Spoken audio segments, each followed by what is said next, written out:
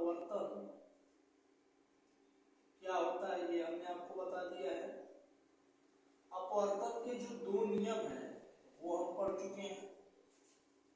हमने कहा था कि sine i by sine r is equal to constant, ये हमने पढ़ दिया है। इस कांस्टेंट को हम कहते थे अपवर्तनांक, रिफ्रैक्टिव इंडेक्स। तो ये हम जान चुके हैं ये क्या है, और हमने 1 and 2 लिखा था। इसका मतलब है कि दूसरे माध्यम का अपवर्तनांक है किसके सापेक्ष, पहले के सापेक्ष। Refractive index of second medium with respect to first medium.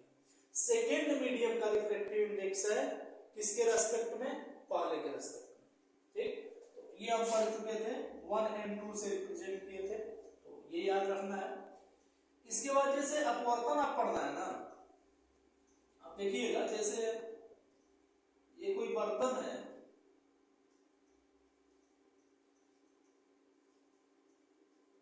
और यहां हम एक सिक्का रख दे रहे हैं। ठीक, तो इस बर्तन में पानी भरा है और ये सिक्का रखा है। सिक्का आपको यहां नहीं दिखेगा, कुछ ऊपर दिखेगा। हमने शुरू में भी कहा था। ठीक, हमने कहा था कि बाल्टी में पानी भरिए और नहाने जाइए तो लोटा देखेंगे जब या जग देखेंगे तो नीचे नहीं दिखेगा आपको, जहां रखा हुआ है कुछ ऊपर दिखता है। ऐसा क्यों होता है उसी बात को समझते हैं, उसी के लिए हमने पूरी थियरी पढ़ी है। देखिएगा कोई भी वस्तु दिख क्यों रहा है, जैसे ये दिख क्यों रहा है, क्योंकि यहां से लाइट आ रही है और ये टकरा के आंख पे पड़ रहा है। तो ये चीज हमें तब दिखेगा जब यहां से लाइट हमारे आंख पे है। कोई वस्तु तभी दिखेगा जब वस्तु से लाइट आंख में है। अरे बात समझ, तो वस्तु से टकरा के प्रकाश आंख तक आना चाहिए, तो हम यहां से बनाते हैं। देखिए इस वस्तु से गया प्रकाश यहां। अब खुद सोचिए, ये पानी है ना, ये ऊपर क्या है, हवा। तो पानी कौन सा माध्यम, सघन, ये सघन माध्यम, हवा विरल माध्यम। ठीक, अब समझिएगा, तो जब प्रकाश की किरण इस सघन से और विरल में जाएगा, ठीक, तो अपने मार्ग से विचलित होगा, यही आप पढ़े थे। ये ऐसे किरण गया, यहां हम अभिलंब खींच देते हैं। ठीक, अब जाना चाहिए इसको ऐसे, लेकिन सघन से विरल में जाएगा तो अभिलंब से दूर चला गया। ऐसे जाना चाहिए था सीधे, लेकिन ऐसे गया, अब विरल में है तो अभिलंब से दूर। असल में ऐसे जाता तो इधर कर दिया हो जाएगा। अब देखिए एक किरण और ले जाते हैं ऐसे, ठीक ना। अब देखिएगा ये भी किरण यहां तक आया, यहां आप एक अभिलंब खींचिए, अभिलंब को नॉर्मल बोलते हैं। अब देखिएगा इसको जाना चाहिए था कैसे, अगर पूरा पानी होता तो सीधे जाता, लेकिन पानी से हवा में गया तो मार्ग से विचलित हो जाएगा और ये अभिलंब से दूर चला गया। हो गया, किरणें फैल रही हैं और पीछे की तरफ कहीं जाके मिलेंगी ऐसे। ठीक, और यहां ये इसका बन गया प्रतिबिंब। तो असली में तो कॉइन यहां है, सिक्का यहां है, लेकिन इसका प्रतिबिंब बन गया ऊपर। तो हमें असली वाला ये सिक्का नहीं दिख रहा है, इसका प्रतिबिंब ऊपर दिख रहा है और ये हमें दिख गया ऐसे। अरे बस ये किरण सीधे गई होती तो जहां है वहीं दिखता, लेकिन ये किरण गया ऐसे, अब मुड़ गया इधर, जा रहा था ऐसे, जैसे हवा में गया मुड़ गया इधर, तो ये तो फैल रहा है। पीछे जहां मिल गया वहां इसका बन गया इमेज, प्रतिबिंब बन गया। अगली बात समझ में। और सिक्का यहां रखा है और दिख रहा है हमें ऊपर की तरफ। बना लेंगे, साथ बनाइए, बनाते हैं। देखिए ऐसे ही है, अब यहां सिक्का यहां है, ठीक, एक किरण ले जाएंगे ऐसे, तो यहां हम अभिलंब खींच दिए और ये अभिलंब से जाएगा दूर, तो ऐसे बना है। एक किरण ऐसे ले जाइए और यहां खींचिए अभिलंब, और किरण जाएगा अभिलंब से दूर ऐसे। ठीक, और ये पीछे कहीं मिलेगा ऐसे, इसको पीछे मिलाइए, एकदम सीधी रेखा खींच के डॉट डॉट डॉट। ठीक, और एकदम इसी के ऊपर ये मिलना भी चाहिए, और यहीं ये सिक्का बन गया। हो जाएगा और ये आपको दिखेगा, ये बनाइएगा डॉट डॉट कर लेंगे ना। चलिए इसके बाद जैसे अगर देखिएगा किसी बर्तन में पानी भर लीजिएगा, ठीक, और उसी में कोई ऐसे लोहे का रॉड पेंसिल कुछ भी डाल दीजिएगा ऐसे, ठीक। तो अब देखेंगे पेंसिल है ना तो ऐसे मुड़ा हुआ दिखेगा ऐसे, है ना। जैसे कोई पेंसिल डाल दीजिए, नटराज का ही डाल देते हैं, फ्री में एडवर्टाइज भी कर देते हैं, ठीक ना, नटराज का पेंसिल डाल दिए, ठीक। अब जैसे डालेंगे यहाँ ये ऐसे आपको मुड़ा हुआ दिखेगा, क्यों समझिएगा। यहां से किरण गया ऐसे ना, वस्तु से आंख तक पहुंचेगा तो दिखेगा, तो ये किरण गया ऐसे, तो पानी बाद फिर हवा में घुसेगा, तो हवा में घुसेगा तो रास्ता बदल गया इसका, विलंब से दूर जाएगा, एक किरण और लेते जाते हैं ऐसे, ठीक। अविलंब यहाँ खींचते हैं, अविलंब से जाएगा दूर ऐसे, तो ये इधर क्या होता है ऐसे फैल रहा है, पीछे कहीं मिलेगा ऐसे, ठीक। यहाँ अगर मिल गया तो ये नोक जो होगा यहाँ बन जाएगा ऐसे, ठीक। तो है ऐसे, अब बन रहा है ऐसे, ठीक। यही अपवर्तन का एक दो हम एग्जांपल अभी समझ रहे हैं, है ना। इसको बनाइए, ठीक। ये यहां रखा हुआ है तो किरण यहां आया, ठीक, तो हवा से आया, हवा में टकरा के फिर हवा से ही होते हुए आंख में गया, तो ये यहीं का यहीं दिख रहा है। लेकिन इसी को जब पानी में डाल देना है, ठीक, तो पानी में डालने पे जहां है वहां नहीं दिख रहा है, वहां से कहीं हट के दिख रहा है, तो माध्यम बदलेगा तो प्रतिबिंब भी बदलेगा, माने वस्तु का प्रतिबिंब कहीं और बन जाएगा, यानी वस्तु जहां है वहां नहीं दिखेगा, हमें कहीं और दिखेगा।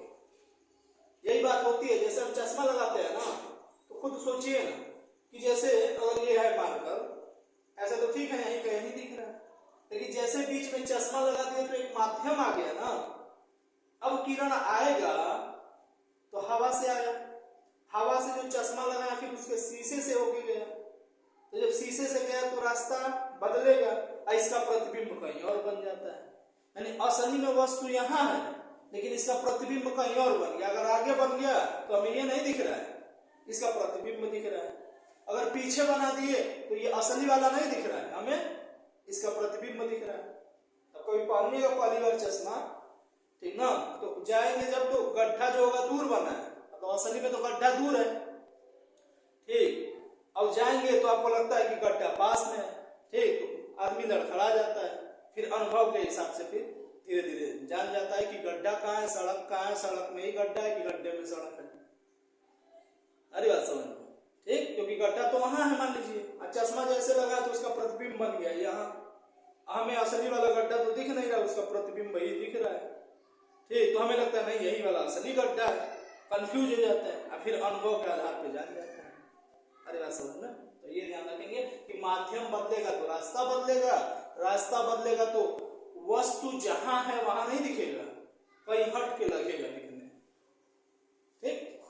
चलिए अच्छा पढ़ते हैं, छोटे क्लास में हम लोग भी बहुत पढ़े, टिंकल टिंकल लिटिल स्टार, ठीक, लेकिन सही पढ़ाया जाता है, अब लगता है कि नहीं गलत पढ़ाया जाता है, ठीक। स्टार ट्विंकलिंग करते ही नहीं है, तारे टिमटिमाते हैं नहीं, तारे टिमटिमाते नहीं है। देखिए यहां तारा है, ये स्टार है, ठीक, और ये धरती हमारी है, पृथ्वी हमारा है, अर्थ है हमारा, ये स्टार है, ठीक। अब देखिएगा जो स्टार है वो गर्म होगा ना, सूरज भी तो तारा है, तो यहां तो गर्मी होगी, तो गर्म होगा तो यहां कौन सा माध्यम होगा, विरल, रेयर मीडियम होगा, और जैसे ही आप नीचे आएंगे, ठीक, तो इसकी तुलना में सघन होता जाएगा नीचे, ठीक ना, ये ध्यान रखेंगे, कंपेयर वाली बात होती है, तो नीचे कंडेंसर, ऊपर विरल और नीचे सघन। अब हमने क्या कहा था कि ये कब दिख रहा है, यहां से ले आएगा तब नहीं दिखेगा, ठीक। तो अगर कोई आदमी यहां खड़ा है, यहाँ कोई खड़ा है यार, ठीक है। अब देखिएगा यहां से किरण आ रही है, ठीक, ऊपर वाला जो होगा बहुत दूर दूर मॉलिक्यूल होंगे, उसके कंपेयर में नीचे वाले लेयर में थोड़ा सा पास पास, इसके नीचे और थोड़ा पास पास, ठीक।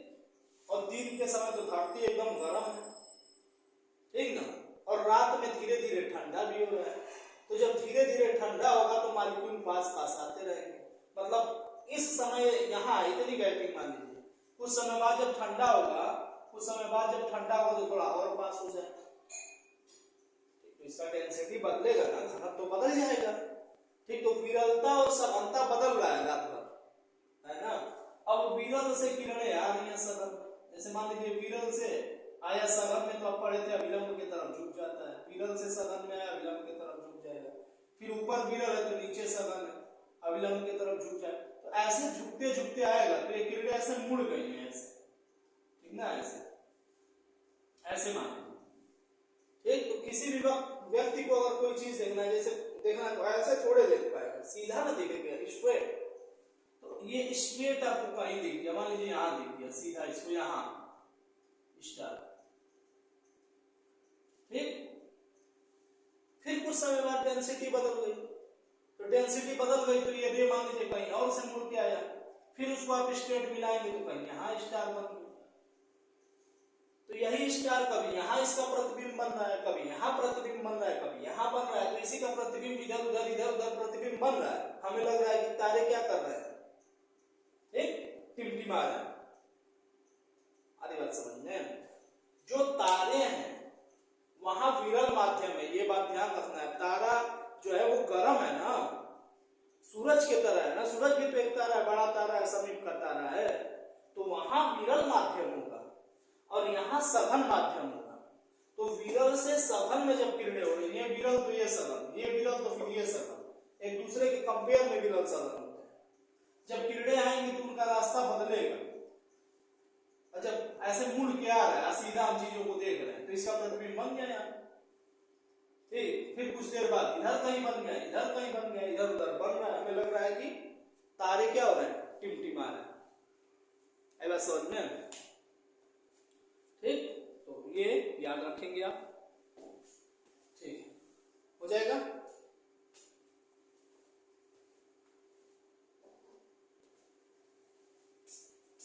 है ना,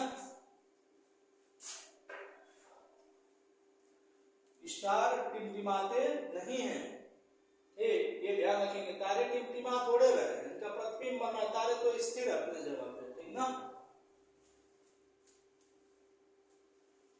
क्या स्टार अच्छा चमक रहा है, अरे स्टार आप पे लग जाएगा तो आप चमकने लगे, स्टार की बात करते हैं, तारों का महत्ता गहना होने लगेगा आपका।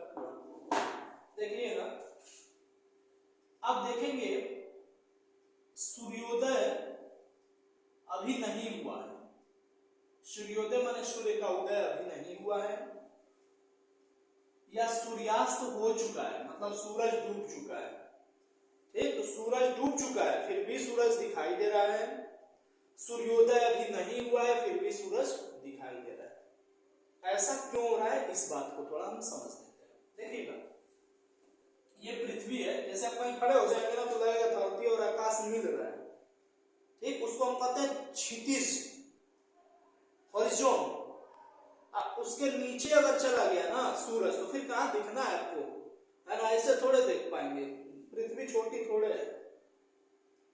अरे बात समझ, तो अगर हॉरिजॉन, जहां पृथ्वी और आकाश मिलते हैं उसको क्या कहते हैं, हॉरिजॉन, क्षितिज। इसके नीचे अगर सूरज चला गया तो फिर तो दिखेगा नहीं, ठीक। फिर भी दिखता है कुछ समय तक, ऐसा क्यों होता है समझिएगा। ये सूरज के पास कौन सा माध्यम, विरल, रेयर मीडियम, और जैसे जैसे धरती के तरफ आएंगे आप, इधर धरती के तरफ, इधर कौन सा होगा, सघन, इसके कंपेयर में, ठीक। तो ये विरल है और इधर क्या है, सघन। अब यहां से रे आ रहा है, विरल से कहां, सघन, जैसे मान लीजिए यहां आया तो ये सघन की तरफ मुड़ेगा ना, अभी पड़े है, विरल से सघन में आता है तो विलंब की तरफ मुड़ता है। तो ये जो किरणें है ना, ये मुड़ते मुड़ते ऐसे आती है, ऐसे धरती पे मुड़ मुड़ के, मुड़ते मुड़ते, और हम किसी भी चीज को ऐसे नहीं देख सकते हैं, तो ये हमें स्ट्रेट कहीं दिखेगा, ठीक। तो यहाँ इसका इमेज बन गया, मतलब असली सूरज तो डूब चुका है, लेकिन यहां से जब रे जा रही है रेयर टू डेंसर, विरल से सघन में, तो अपने मार्ग से विचलित होकर आ रही है। हम किसी भी कोई भी रे है तो वो स्टेट जहां मिलेगा वहां उसका इमेज बन जाए, तो इसका इमेज बन गया इधर का है। तो हम असली सूरज नहीं देख रहे हैं, उसका प्रतिबिंब देख रहे हैं, ठीक ना। सूरज डूब चुका है, सूरज निकला ही नहीं है, हमको लग रहा है कि ये भाई सूरज आएगा सब में, तो ये ध्यान रखना, इसको कर लीजिए, ठीक हो जाएगा ना। तो ये मतलब कुछ एग्जांपल आपको बता रहे हैं अपवर्तन क्या है ना, अभी डिटेल्ड पढ़ना है हमें, ठीक है। अपवर्तन क्या है, अपवर्तनांक क्या है, और ये लंबा सेशन चलेंगे, 3-4 पीरियड अगर चलेगा तब जाके कुछ हम समझेंगे इसको, नोट करिए इतना।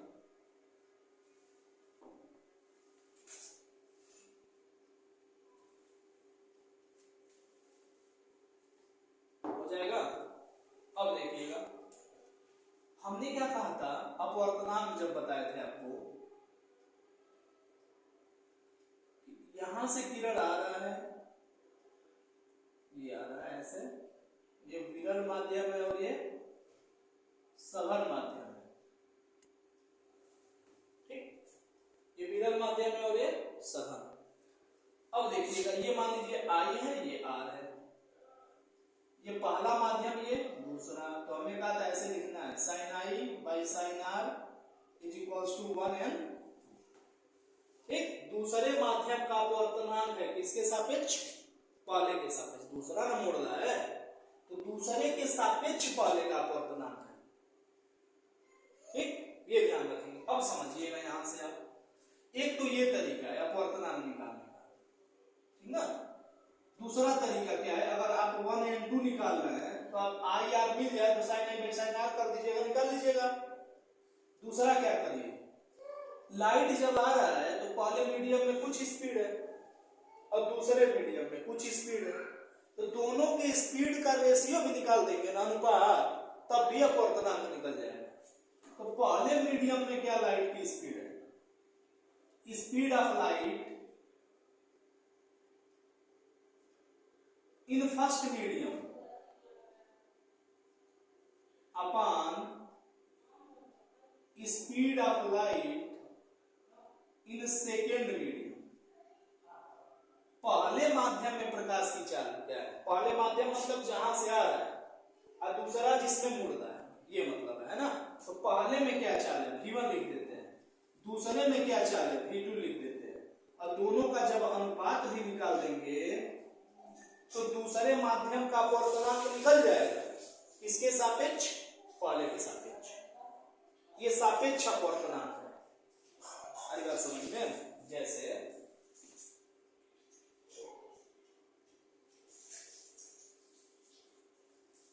मान लीजिए कि ये पानी है और ये आपका शीशा है, ठीक। ये आपका आई है, ये मान लीजिए आर है, ठीक।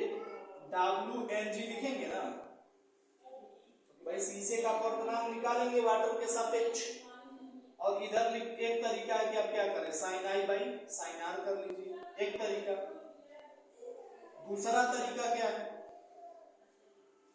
कि पानी में प्रकाश की चाल क्या है, पानी मैंने पहला यही ना मीडियम है, ऊपर पानी है नीचे शीशा है, तो पानी में प्रकाश की चाल है, नीचे कांच में प्रकाश की चाल, मतलब VW कितना है और VG कितना है, यही निकाल देंगे तो WNG निकल जाएगा। बस समझ, पानी से शीशे में आ रहा है तो WNG पानी से शीशे में आ रहा है, अपवर्तनांक किसका, रिफ्रैक्टिव इंडेक्स किसका, G का, लेकिन किसके रेस्पेक्ट में, W के।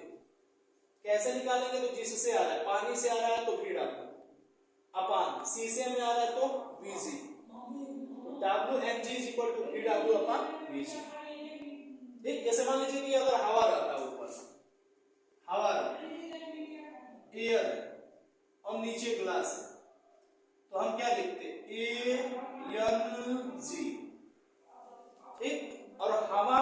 की स्पीड को किससे लिखते हैं? c से, ठीक, और नीचे ग्लास में स्पीड लिख देंगे, ठीक। इसको हम कहते हैं निरपेक्ष अपवर्तनांक।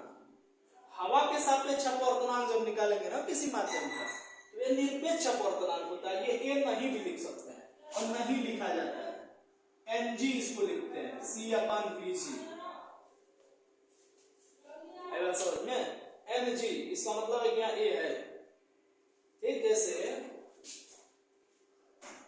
अगर हवा से पानी में जा रहा है तो हम लिखेंगे AnW। ऊपर क्या लिखेंगे? हवा में प्रकाश की चाल, हवा वाले को क्या लिखेंगे? C। अब पानी में प्रकाश की चाल VW। Speed of light in air upon speed of light in water, ठीक। और ये हो गया। ए नहीं भी लिख सकते हैं या नहीं लिखते हैं।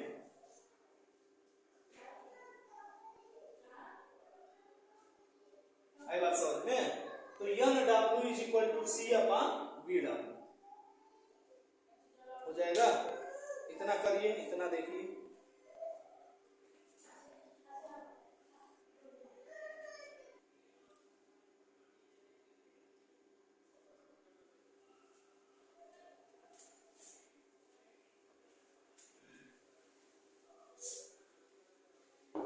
हो जाएगा ना अपवर्तनांक?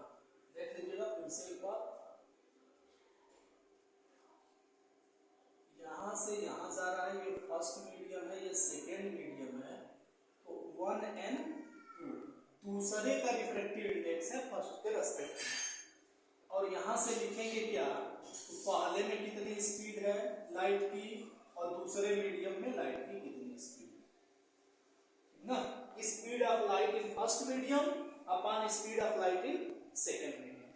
दूसरे माध्यम में प्रकाश की चाल नीचे और ऊपर पहले माध्यम में प्रकाश की चाल कर लेंगे। ये आपका हो गया। इसके बाद देखिए, हमने कहा कि अगर यहाँ पानी होता, यहाँ शीशा होता, तो हम क्या लिखते हैं? WNG, पानी में प्रकाश की चाल, फिर नीचे शीशे में प्रकाश की चाल, ऐसे निकाल लेंगे। अगर ऊपर हवा है, ठीक, ऊपर अगर हवा है और नीचे शीशा है, तो क्या लिखेंगे? ANG, हवा में प्रकाश की चाल अपन शीशे में प्रकाश की चाल। ऊपर हवा है, नीचे पानी है, हम लिखेंगे AnW C/VW। हवा में प्रकाश की चाल, पानी में प्रकाश की चाल। हमने कहा ये नहीं भी लिखेंगे तो हम लिखेंगे NG C/VG। इसको लिखेंगे NW C/VW। तो यहां से शीशे का अपवर्तनांक निकल जाएगा ग्लास का, और यहां से पानी का अपवर्तनांक निकल जाएगा। अब पता चल जाएगा किसका अपवर्तनांक ज्यादा है, किसका कम है। और जिसका अंक ज्यादा रहेगा इसका मतलब उसने ज्यादा मोड़ा है, और जिसने ज्यादा मोड़ा है वो ज्यादा डेंसर है, ज्यादा सघन है। अरे बात समझ। जैसे आपसे कोई कहे कि पेट्रोल ले लिए हैं और डीजल ले लिए, पेट्रोल है और डीजल है, पानी है, अब बताइए ना, पानी है, ठीक है, बताइए इसमें कौन सबसे ज्यादा डेंसर? तो क्या करिए, आपको करना क्या है, इसी में पेट्रोल पे यहाँ लाइट वो करिए, थ्रो करिए। आई आप देखिए कितना है, आर कितना आ रहा है, इसका आई नापिए, आर नापिए, इसका आई नापिए और आर नाप लीजिए। बस आपका sine i by sine r निकाल दीजिए, पता चल जाएगा। ये पहला तरीका। दूसरा तरीका क्या कि पेट्रोल है तो हवा में चाल पता ही है सी, पेट्रोल में कितना चाल है प्रकाश का, ठीक। फिर यहां से देख लीजिए डीजल में कितना है, ठीक, तो C/VD करिए तो निकल जाएगा आपका ND डीजल का, N पेट्रोल का, ठीक। और पानी का निकालना है तो C/पानी, पानी में प्रकाश की चाल, ठीक। तो सब में प्रकाश की चाल पता लगाइए, और जब सब में चाल पता चल जाए तो C में डिवाइड कर दीजिए, और जो यहाँ आएगा वो अपवर्तनांक आएगा। जिसका ज्यादा अपवर्तनांक वो ज्यादा डेंसर, ज्यादा सघन, ठीक। तो सघनता आप चेक कर सकते हैं कि कौन ज्यादा सघन है, कौन ज्यादा विरल है, किसके अणु ज्यादा पास पास है, किसके अणु ज्यादा दूर दूर है, ठीक। तो ये ध्यान रखेंगे। इसीलिए हम समझिएगा नोट कर लीजिए इसको पहले, हो जाएगा। अब देखिए, अगर यहां नीचे हम मीडियम लिख दें, मीडियम, तो हम इसको लिख सकते हैं ए एन एम बराबर सी बाई वी एम, और हमने कहा ए नहीं भी लिखेंगे, तो यम माने मीडियम, मीडियम माने माध्यम का, यन माने अपवर्तनांक, माध्यम का अपवर्तनांक क्या होगा, ठीक, तो हवा में प्रकाश की चाल और वीएम माने माध्यम में प्रकाश की चाल का जो अनुपात होता है उसी को माध्यम का अपवर्तनांक कहते हैं। लिख लीजिएगा डिफिनेशन, माध्यम का, यम माने मीडियम का, यन माने अपवर्तनांक, माध्यम का अपवर्तनांक क्या होता है, तो प्रकाश की चाल किसमें, हवा में, और प्रकाश की चाल किसमें, मीडियम में, जो अनुपात है उसी अनुपात को वो प्रकाश का ये अपवर्तनांक, माध्यम का अपवर्तनांक कहते हैं, अपवर्तनांक माध्यम का होता है, ठीक है, तो उसी को माध्यम का अपवर्तनांक कहते हैं। हो गया, मीडियम का यानी माने refractive index, n m is equal to c by v m, याद रहेगा ना, ठीक, सी मतलब अरे भैया हवा में, ऊपर हवा में सी, ठीक, और नीचे मीडियम में चाल v m, c by v m, निकल जाएगा इस मीडियम का अपवर्तनांक एन एम, हो जाएगा। चलिए बहुत सही,